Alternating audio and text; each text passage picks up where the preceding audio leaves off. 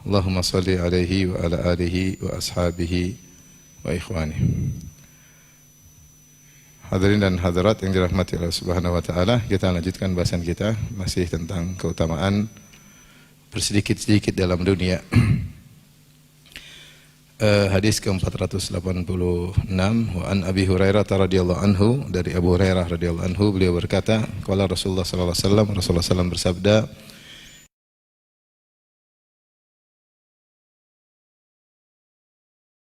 amin. Rawahu Tirmidzi wa qala haditsun sahih. Orang-orang fakir masuk surga sebelum orang-orang kaya 500 tahun. Yaitu 500 tahun sebelum orang-orang kaya masuk surga. Hadis riwayat Tirmidzi dan dia berkata hadis yang sahih. Hadis ini menjelaskan tentang bahwasanya orang miskin lebih dahulu masuk surga daripada orang kaya. Maksudnya orang miskin yang bersabar lebih dahulu masuk surga dari orang kaya yang bersyukur. Ini orang kaya juga masuk surga. Yang miskin juga masuk surga, hanya saja orang miskin lebih dahulu 500 tahun. Hal ini kenapa? Kata para ulama, karena hisabnya orang kaya terlalu lama ya, terlalu lama. Karena semua yang ditanyakan kepada orang miskin akan ditanyakan juga kepada orang kaya. Semua yang ditanyakan kepada orang miskin tentang umur, tentang amal ya, akan ditanyakan juga kepada orang kaya. Cuma orang kaya ada tanyaan tambahan. Pertanyaan tambahan yaitu tentang hartanya. Min aina iktasabahu wa fima anfaqah. Dari mana dia mendapatkan hartanya dan kemana dia habiskan. Sebagian dalam hadis, lan tazula qadama 'abdin hatta yus'ala an arba'.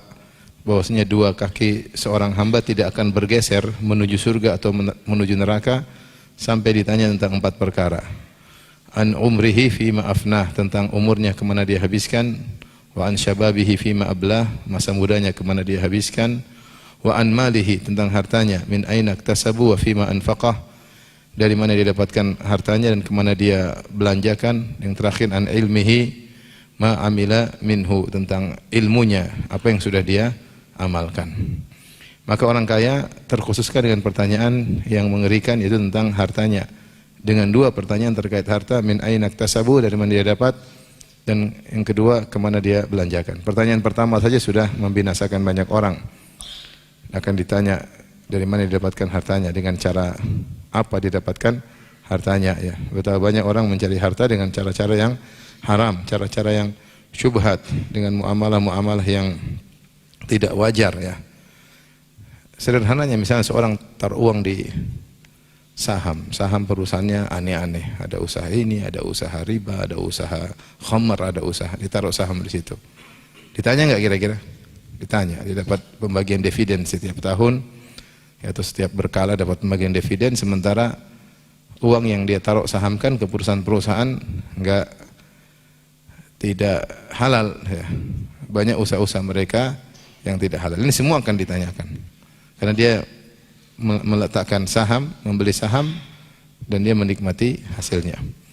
Kalaupun ternyata dia lolos atau lulus dari pertanyaan pertama, semua hasil uangnya dari cara yang halal, maka dia masuk pada pertanyaan kedua yang juga tidak kalah berat, wa fima anfaqah, kemana dia belanjakan. Apakah untuk perkara-perkara yang mendekatkan dirinya kepada Allah, ataukah yang buat dia semakin angkuh, semakin sombong ya. Oleh karenanya hati-hati harta, kalau tidak membuat seorang dekat kepada Allah, maka itu adalah istidraj.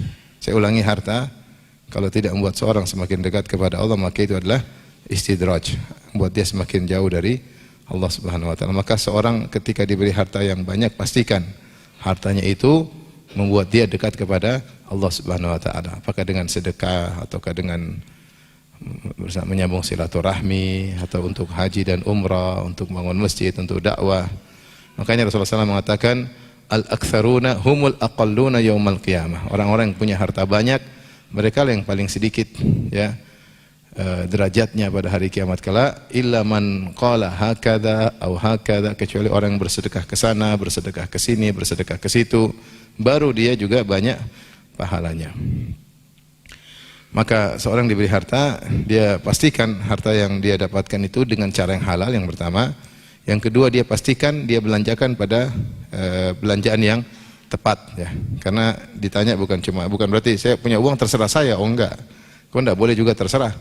Karena harta semua titipan dari Allah Subhanahu wa taala, dan semua yang memegang titipan, dia tidak boleh mengelola titipan tersebut kecuali menurut aturan sang pemilik sejati, menurut aturan sang pemilik yang sesungguhnya. Kalau ada orang nitip motor sama kita, kita nggak boleh pakai seenaknya. Kalau pemilik motor berkata kau boleh pakai cuma sampai seputar Jakarta, jangan kita bawa keluar kota, karena pemilik motor sungguhnya melarang. Nah, harta juga titipan dari Allah, dan Allah punya aturan dalam membelanjakan harta tersebut ya. Maka tidak boleh kita keluar dari aturan tersebut. Jika kita keluar dari aturan tersebut, maka berbahaya. Maka inilah kata para ulama yang menjadikan para agniya tertunda masuk surganya, karena hisabnya panjang. Dalam sebagian riwayat disebutkan arba'ina kharifan. Sungguhnya orang-orang miskin masuk ke surga lebih dahulu daripada orang kaya 40 tahun. Jadi ada riwayat 500 tahun, ada riwayat 40 tahun. Kata para ulama, ini tergantung perbedaan. Ada yang kalau 500 tahun itu antara yang sangat kaya dengan yang sangat apa? Miskin, sehingga intervalnya sampai 500 tahun. Kalau yang 40 tahun mungkin nggak terlalu kaya, nggak terlalu apa? Miskin. Jadi jaraknya juga 40 tahun. Ini hisapnya bedanya 40 tahun.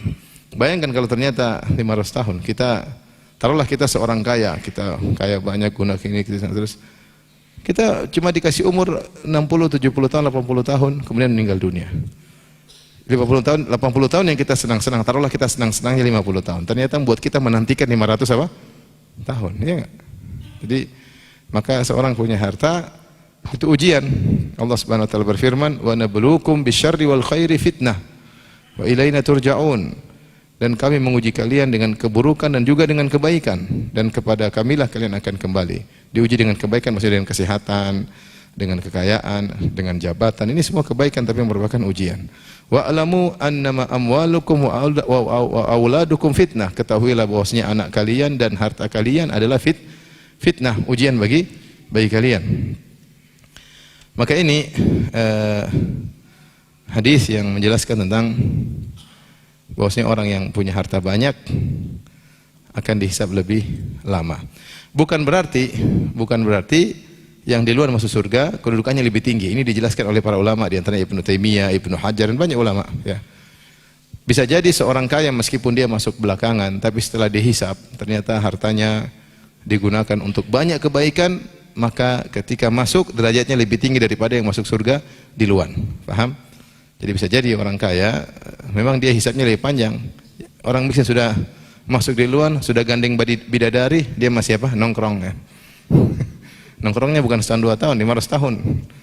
Ya, tapi setelah dihisab nanti ternyata dia lebih tinggi derajatnya daripada si miskin. Kenapa? Karena uangnya dia gunakan untuk bertakwa kepada Allah Subhanahu wa taala. Makanya saya bilang, jalan satu-satunya agar dia bisa nyelonong sama si miskin, si kaya ini bisa nyelonong sama miskin, atau dia mendahului si miskin, dia harus masuk surga tanpa hisab. Jalan satu-satunya. Dan untuk bisa masuk surga tanpa hisab tidak mudah ya. Dia harus paling ke depan, wasabiquna sabiqun ulaikal muqarrabun. Yang cepat dan cepat itulah mereka yang dekatkan kepada Allah. Kata para ulama, al muqarrabun as-sabiqun, mereka itulah masuk surga tanpa hisab. Kalau masjid paling duluan, kalau sedekah paling duluan, baca Quran paling duluan, membantu orang paling cepat, nah itu baru masuk surga tanpa hisab. Meskipun duitnya triliunan, dia nyelonong sama orang miskin. Masya Allah. Teman-teman kayaknya lain dada. Tapi itu susah ya. Masing-masing ada resikonya. Jadi ini ya, sebenarnya mengatakan kenapa orang miskin di luar masuk surga? Karena mereka lah yang di dunia tidak pernah merasakan apa-apa. Dalam hadis ya, ketika Rasulullah SAW memuji tentang fuqara'ul muhajirin ya. Kata Rasulullah SAW, wa yamutu ahaduhum wa hajatuhu fi sadrihi la yastati'u laha qada'an. Salah seorang dari mereka dari kaum fuqara muhajirin, dia meninggal dan keinginannya tidak terpenuhi. Dia pingin ini tidak terpenuhi, pingin itu tidak terpenuhi. Kalau orang kaya semuanya terpenuhi, iya enggak? Sudah, ente belakangan aja. Ente di dunia terpenuhi semua, Pak. Keinginan, mau jalan ke sana gampang, mau jalan ke sini gampang, beli rumah itu gampang, beli mobil ini gampang, mau makan apa tinggal klik. Semua yang dia inginkan terpenuhi. Sementara orang-orang fakir dia kepingin nggak bisa, pengen itu nggak bisa. Mereka ini lebih utama untuk apa? Merasakan kenikmatan dahulu. Meskipun setelah nanti masuk sama-sama surga, bisa jadi si kaya lebih apa? Lebih tinggi.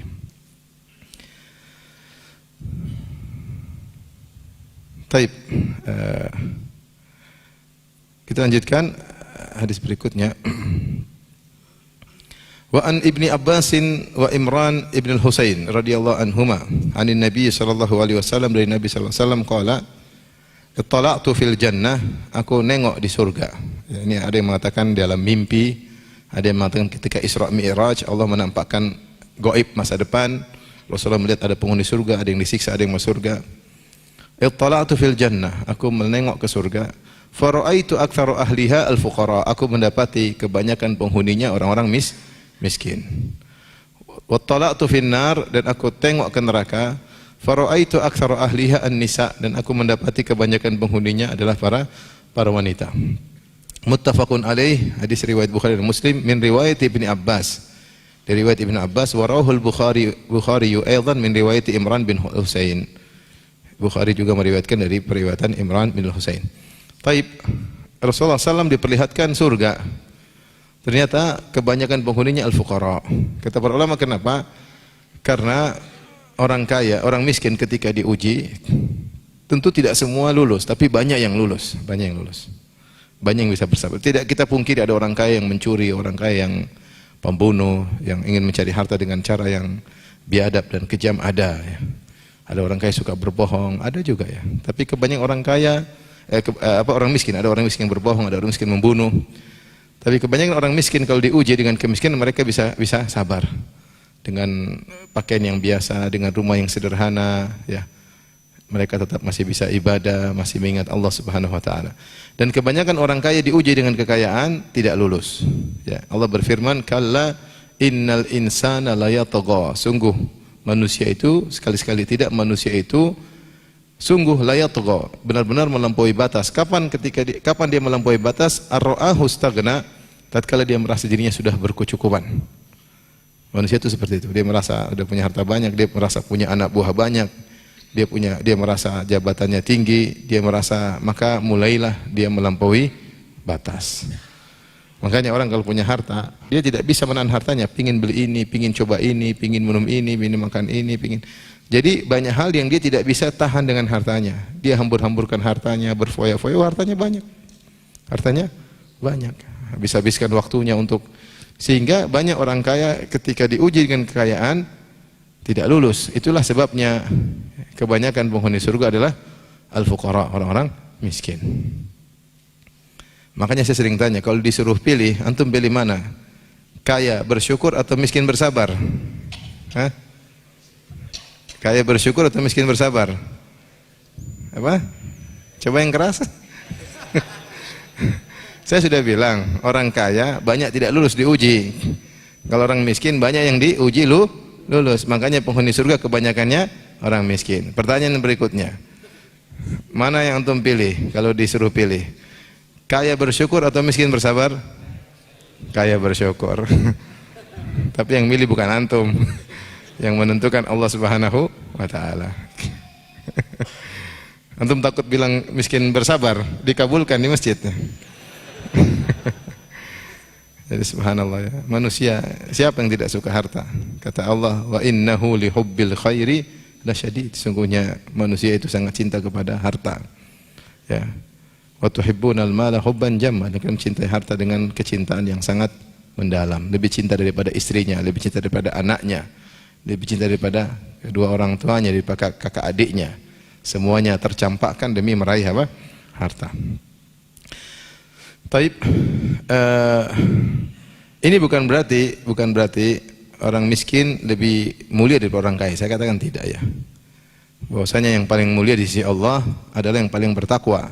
Kata Allah, inna akramakum indallahi atqakum. Yang paling mulia di sisi Allah yang paling bertakwa. Apakah dia bertakwa dengan kekayaannya ataukah dia bertakwa dengan kemiskinannya, dengan kesabarannya? Apakah dia bertakwa dengan syukurnya ketika dia kaya ataukah dia bertakwa dengan sabarnya ketika dia miskin. Oleh karenanya para anbiya, para nabi, para salihun, ada yang kaya, ada juga yang miskin. Nabi Daud kaya, Nabi Sulaiman juga kaya ya. Sebagian nabi-nabi pada kurus, pada miskin, tidak memiliki apa-apa. Nabi Isa, Nabi Zakaria. Oleh karenanya seorang diberi ujian oleh Allah berupa harta, maka dia bersyukur, diberi kesusahan maka dia bersabar. Kata Umar bin Khattab radhiyallahu anhu, al-ghina wal faqr matiyatani la ubali bi ayyihima arkabu. Kekayaan dan kemiskinan adalah tunggangan yang harus aku tunggangi. Aku tidak peduli menunggang yang mana. Mau tunggang yang kaya aku siap, menunggangi harta aku siap, menunggangi kemiskinan juga aku siap. Kalau diberi harta bersyukur, kalau diberi kesusahan bersabar. Taib, berikutnya wa tala'tu finnar fara'aitu aktsara ahliha an-nisa. Aku melihat di neraka dan aku melihat kebanyakan penghuninya adalah para wanita. Kenapa? Ya ada beberapa sebab ya. Beberapa sebab. Di antara sederhana kita bilang memang wanita lebih banyak daripada apa? Laki-laki. Memang wanita lebih banyak daripada laki-laki. Seandainya kalau persentase laki-laki 50% masuk neraka, wanita juga 50% masuk neraka, tetap saja banyak apa? Maksudnya laki-laki 100%, wanita 100%. Diambil dari 100% laki-laki 50% masukin neraka. 100% wanita diambil 50% masuk neraka, banyakkan mana? Banyak wanita, karena wanita lebih banyak. Tapi yang dimaksud oleh Nabi SAW adalah agar wanita waspada, karena mereka mudah terjerumus dalam kemaksiatan yang buat mereka mudah masuk neraka. Di antaranya ketika Rasulullah SAW berkhutbah, khutbatul Aid. Rasulullah berkhutbah dengan khutbah umum. Setelah itu Rasulullah SAW mengkhususkan khutbah kepada para ibu-ibu. Majulah Nabi SAW menuju para ibu-ibu. Kemudian Rasulullah SAW berkata, ya ma'syaran nisa tasaddaqna. Wahai para wanita sekalian, bersedekahlah. Fa inna kunna aktsara hatabi jahannam. Sungguhnya kebanyakan kalian adalah jadi bahan bakar di neraka jahanam. Kata seorang wanita berkata, lima ya Rasulullah, kok bisa kebanyakan kami menjadi bahan bakar api neraka jahanam? Maka Nabi SAW menjelaskan, li'anna kunna takfurnal ashir, karena kalian suka kufur kepada kebaikan suami. Wa tukthirnal la'nah, karena kalian suka mengumpat dan melaknat. Dalam riwayat yang lain, wa tukthirnas syakah, kalian suka mengeluh. Kalian suka mengeluh. Dalam sebagian riwayat, wa tusawwifnal khair, kalian suka menunda-nunda kebaikan. Ada 4 perkara disebutkan kalau kita kumpulkan riwayat. Yang pertama, kalian suka tidak bersyukur dengan kufranul ashir, yaitu tidak bersyukur terhadap suami. Yang kedua, suka melaknat, mengumpat. Yang ketiga, suka mengeluh. Yang keempat, suka menunda kebaikan. Ini banyak dilakukan oleh wanita. Kufur kepada suami luar biasa. Ini dosa besar tapi dilakukan banyak wanita. Seandainya dilakukan oleh wanita awam mungkin kita wajar. Ini kadang sudah ngaji juga masih begitu ya. Membangkang sama suami, ngangkat suara terhadap suami, membentak-bentak suami. Itu bersyukur sama suami atau tidak? Tidaklah. Kalau antum punya pegawai, bos, bagaimana bos? Itu, bersyukur enggak itu pegawainya? Enggak lah, yang gaji saya, kamu bentak-bentak saya. Itu pegawai yang bersyukur enggak? Enggak bersyukur. Kita punya pembantu, asisten rumah tangga, kita gaji. Kita bilang, Bi, gorengkan telur. Bapak goreng sendirilah. Ini pembantu yang tahu berterima kasih enggak? Hah? Tidaklah. Sama wanita, suaminya sudah kasih dia makan, kasih minum, kasih kebutuhannya, kasih HP, kasih dia macam-macam. Terus dia membantah-bantah kepada suaminya. Ini dosa besar. Di antara dalil akan dosa besar, Rasulullah SAW bersabda, "Innallaha la yanzuru ila imra'atin la tashkuru zawjaha wa hiya la tastaghni anhu." Sungguhnya Allah tidak akan memandang kepada seorang wanita yang tidak berterima kasih kepada suaminya sementara dia butuh kepada suaminya. Setiap saat dia butuh kepada suaminya. Makanya banyak wanita setelah suaminya meninggal baru nangis-nangis. Ustaz, dulu suami saya banyak salah Ustaz. Terus mau kawin lagi gitu lagi. Jadi tidak bersyukur, ini banyak wanita seperti itu, banyak. Tidak berterima kasih kepada suami. Di antara ciri tidak berterima kasih pada suami, angkat suara, bentak-bentak suami. Maka seorang wanita merenungkan dirinya, jangan sampai dia terjerumus dalam neraka gara-gara melakukan dosa tidak bersyukur kepada suami. Latih diri kita kalau suami melakukan kebaikan, bilang syukran zauji, jazakallahu khairan, athabakallah, adhakallahu sinnak, adkhalakallahu jannah. Banyak doa-doa kita doakan kepada suami. Suami semangat, istrinya doain. Makasih suamiku, masya Allah. Semangat enggak? Semangat, kasih lagi. Kalau cuma gini, enggak dikasih lagi. Kita kalau punya pekerja kita masya Allah, kita kasih apresiasi. Dia semangat enggak? Semangat. Laki-laki juga begitu, butuh apresiasi dari apa? Apresiasi dari istrinya. Abi kok belinya kayak gini sih? Aduh repot. Itu punya teman lebih bagus. Repot udah kayak gitu. Karena punya temanmu lebih bagus, karena temanmu lebih bagus daripada kamu. Jadi para ibu-ibu yang kebetulan ditakdirkan menghadiri pengajian malam ini, ya, belajar jadi wanita bersyukur. Karena wanita bersyukur itu pahalanya besar. Mau masuk surga mudah, bersyukur sama suami. Ya. Ibu-ibu sudah dikasih makan sama suami, sudah gemuk, alhamdulillah. Masih banyak wanita-wanita yang kurus kerempeng di jauh sana ya, sampai busung lapar ya. Ibu-ibu alhamdulillah gemuk, berusaha diet, itu berarti sudah sukses. Sudah sukses, suami sudah memenuhi kebutuhan ibu-ibu. Tentu suami punya banyak kekurangan, tapi wanita yang pandai bersyukur tidak memandang kekurangan saja.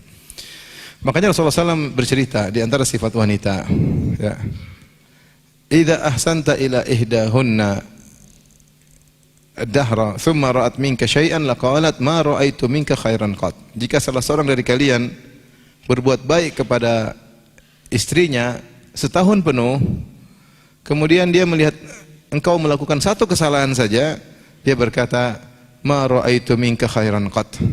Aku tidak pernah melihat kebaikan sama sekali darimu. Wah, ini ngeri nih. Kamu tidak pernah sayang sama saya. Waduh, ngeri. Terus anak 9 dari mana kalau enggak sayang? Ya. Kamu selalu mendahulukan orang tuamu. Lah gimana orang tua bagaimana mendahulukan? Orang tua dibelikan becak, kamu dibelikan mobil. Gimana mendahulukan orang tua daripada kamu? Jadi wanita kadang lupa, dia menggunakan kata-kata penafian yang inilah ciri-ciri penghuni neraka jahanam. Kamu tidak pernah cinta sama saya, kamu tidak pernah ini sama saya, kamu tidak pernah percaya sama saya, kamu selalu suudzon sama saya. Wah, ini ngeri kayak gini. Jadi gara-gara satu kesalahan hilang semuanya. Ini ciri-ciri sebagian wanita. Tentu tidak semua wanita ya. Insyaallah wanita-wanita di Masjid Baitur Rahman tidak demikian ya. Amin ya rabbal alamin. Bapak-bapak bilang amin.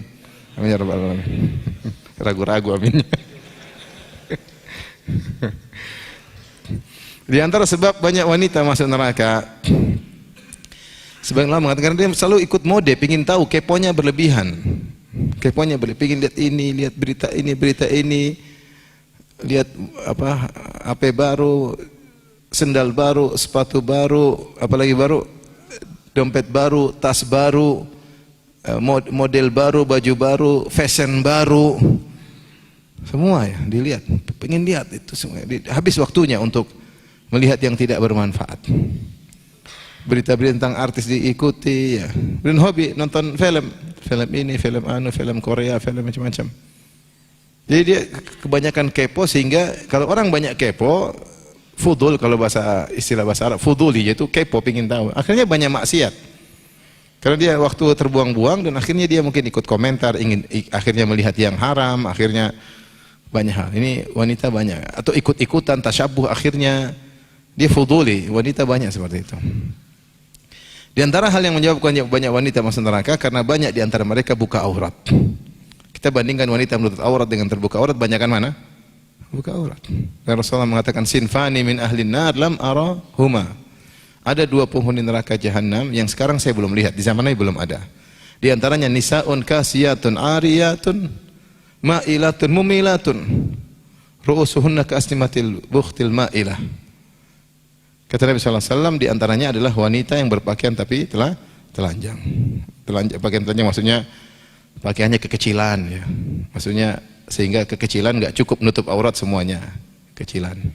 Atau pakaiannya nutup aurat tetapi ternyata membentuk tubuh, nampak gunung-gunungnya, stalaktit, stalagmit ya, kelihatan semua. Kemudian juga di antaranya nutup aurat tapi ternyata tembus pandang. Ini diantara ciri-ciri berpakaian tapi telanjang. Sampai ada model jilbab yang ketat banget. Ini termasuk jilbab tutup aurat tapi ternyata lekukan-lekukan tubuhnya kelihatan. Jadi model. Maka para wanita yang fashion waspada, jangan bikin baju-baju nutup aurat tapi ternyata malah seperti yang disebutkan kasiyatun ariyat. Ma'ilatun mumilat.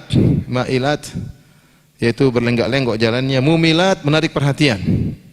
Menarik perhatian dengan caranya, diantaranya dengan sanggulnya, dengan warna bajunya, dengan mungkin sendalnya yang tinggi, macam-macam dia menarik perhatian. Dengan apa namanya, goyang-goyang badannya ketika berjalan dan menarik perhatian bagi laki. Ini ciri-ciri wanita penghuni neraka jahanam. Seperti ini banyak. Seperti ini banyak. Maka ini wajar jika Nabi mengatakan, aku mendapati banyak penghuni neraka jahanam adalah wanita, selain memang wanita jumlahnya apa? Banyak. Maka peringatan bagi para ibu-ibu untuk bertakwa kepada Allah Subhanahu wa taala.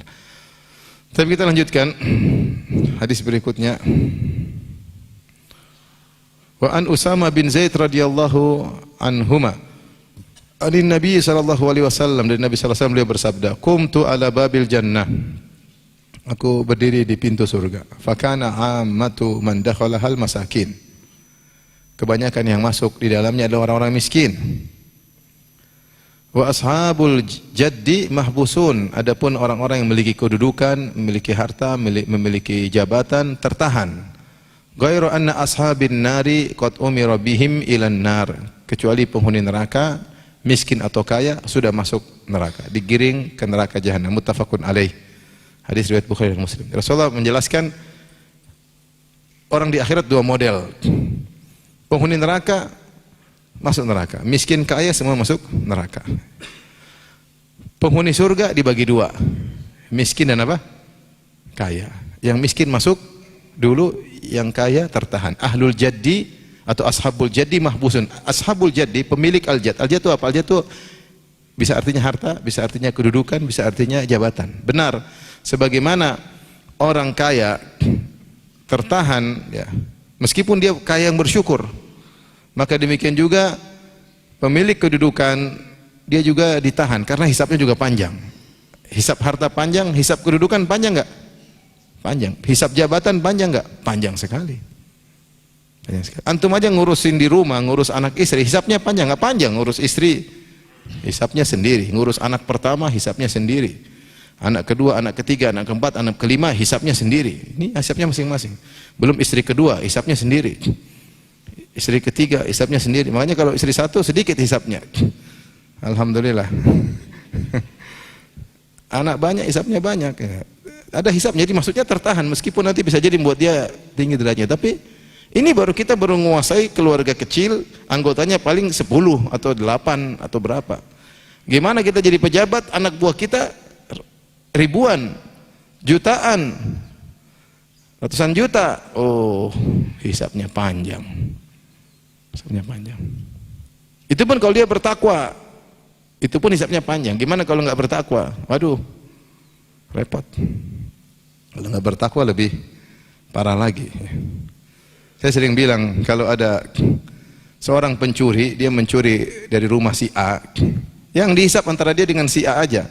Karena yang dia zalimi cuma si A. Tapi kalau pejabat yang zalim, yang nuntut dia jutaan manusia. Jadi dia menantikan sidang melawan jutaan manusia. Kalau di dunia dia punya apa namanya, pembela, punya pengacara terkenal, ya. Di akhirat nggak ada. Yang ada cuma penuntut umum. Allah Subhanahu wa taala, ya. Tidak ada yang bisa bela. Dia mau bela diri, ternyata justru kakinya berbicara, tangannya berbicara, kulitnya berbicara, menuntut dia. Semua jadi jaksa penuntut umum. Oleh karenanya jadi kita tahu bahwasanya kalaupun kita harus punya harta banyak atau Allah berikan anugerah banyak, kita syukuri, jadikan harta itu semakin buat kita dekat kepada Allah. Kalau harta semakin buat kita jauh dari Allah, ketahuilah istidraj. Istidraj. Ente punya mobil Avanza, saya sebut merek aja apa. Ente bertakwa kepada Allah, begitu rubah jadi Zenik, Semakin jauh dari Allah, ini istidraj. Mending mobil itu ente kasih hadiah sama ustaz. Ente kembali pakai Avanza. Pokoknya harta pertama buat ente semakin jauh, itu istidraj. Itu istidraj. Ente punya rumah waktu kecil, ente bertawa kepada Allah salat malam. Begitu rumah besar, malah enggak pernah salat malam. Istidraj. Itu rumah tidak berkah berarti. Ente punya perusahaan, terus ente buka perusahaan baru cabang, ente semakin jauh dari Allah, istidraj. Itu perusahaan enggak berkah. Maka segera evaluasi, perbaiki diri. Jangan sampai kamu tidak evaluasi, kamu terbawa terus tanpa kamu sadari, meninggal dalam kondisi jauh dari Allah. Ente sebagai punya jabatan, ketika jabatan masih rendah, bertakwa sama Allah, baik, jujur, semua. Ketika naik jabatan, jadi bajingan. Waduh, ngeri. Ngeri. Ya akhi, senang-senang tidak begitu banyak. Maksudnya, anak mau bilang kalau kita mau bahagia tidak harus kaya-kaya banget. Ya. Semua yang berlebihan itu membuat kita nggak bahagia. Ente punya uang kebanyakan juga pusing. Nggak punya uang juga pusing. Tapi kalau uang kebanyakan juga apa? Pusing. Pasti ada kebahagiaan jadi tumbal. Karena ente terlalu banyak urusan sana sini, akhirnya ente pusing juga. Kebahagiaan kurang. Bahagian kurang. Oleh karenanya, kalau diberi anugerah harta, maka jadikan harta tersebut untuk mendekatkan kita kepada Allah. Kalau diberi amanah oleh Allah berupa jabatan, jadikan jabatan tersebut untuk mendekatkan diri kepada Allah Subhanahu wa taala. Hadis berikutnya,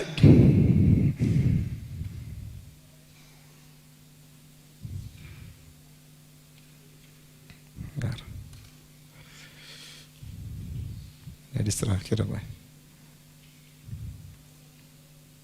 Iya. Hadis terakhir pada bab ini, insyaallah bab berikutnya kita lanjutkan setelah sholat Id ya. Idul Fitri atau Idul Adha nanti.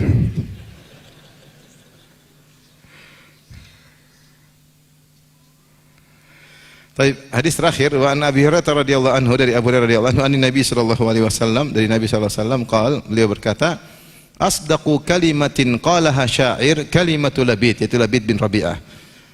Sebenar-benarnya, sejujur-jujurnya atau kalimat atau statement yang paling benar yang diucapkan oleh seorang penyair adalah statement atau bait syair yang diucapkan oleh Labid, maksudnya Labid bin Rabi'ah. Rasulullah puji dia. Di antara syairnya Labid bin Rabi'ah, ala kullu syai'in ma khalallaha batilu. Ketahuilah segala sesuatu selain Allah hanyalah akan sirna. Batil maksudnya akan apa? Sirna. Labid bin Rabi'ah, saya akan bacakan. Beliau ini adalah seorang penyair jahiliyah. Dan beliau termasuk dari ashab al-mu'allaqat al-ashara.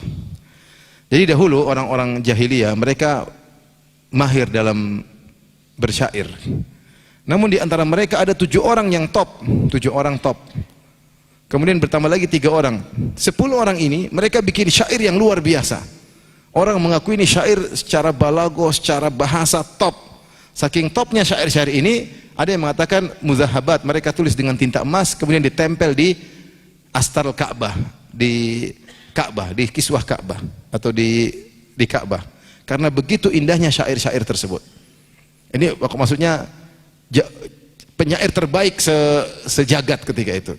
10 orang, di antaranya ini Labid bin Rabi'ah. Dia salah satu syairnya ada yang ditempel di Ka'bah.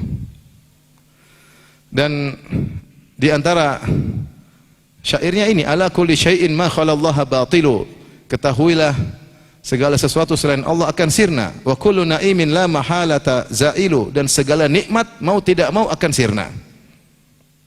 Ibnu Katsir rahimahullah dalam Bidayah wan Nihayah menyebutkan Labid bin Rabi'ah dulu musyrik. Dia musyrik. Dan dia muammar, umurnya panjang. Makanya dia termasuk salah satu tokoh yang memiliki syair terkenal. Ya. Maka suatu hari dia menyebutkan syair di majelis sebelum dia masuk Islam, masih musyrik. Dan di tengah-tengahnya ada sahabat, ketika itu ada sahabat namanya Uthman bin Maz'un yang hadir di majelis orang-orang kafir tersebut. Labid berkata, ala kullu syai'in ma khalallaha batilu. Ketahuilah, kita orang musyrik mengakui adanya Allah. Kata dia, semua selain Allah akan sirna. Kata Uthman bin Maz'un, sodaqta, engkau benar. Kemudian Labid melanjutkan syairnya, wa kullu na'imin la mahalata zailun. Dan seluruh kenikmatan Mau tidak mau pasti hilang, semua kenikmatan pasti hilang. Maka Uthman bin Mad'un berkata, kadzabta, kau dusta. Naimul jannati la yazul, nikmat surga tidak akan hilang. Semua nikmat dunia benar akan hilang, tidak benar. Karena nikmat yang tidak akan hilang adalah nikmat apa? Surga. Ini diucapkan oleh Labid ketika dia masih musyrik. Wallahu alam, sebenarnya Allah mengatakan setelah dia masuk Islam, dia tambah syairnya.